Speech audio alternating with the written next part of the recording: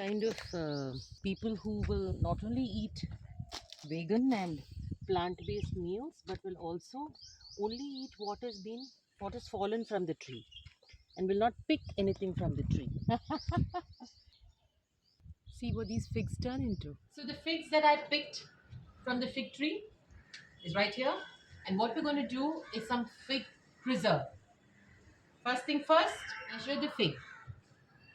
So the figs was about 1100 grams after knocking off all the stalks, and to that I'm adding almost equal amount of sugar. In goes the fig, in goes equal amount of sugar, equal by weight. Spread it. So now what is the next step?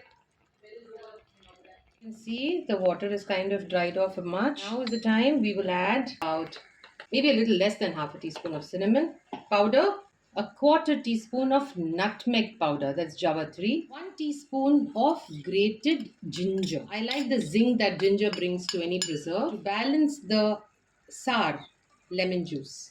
And we shall let this come together. Cook it for another 5 to 7 minutes and we are done with our fig preserve. The preserve is cool now to room temperature, and I'm just bottling it. It's some really yummy, fresh fig preserve.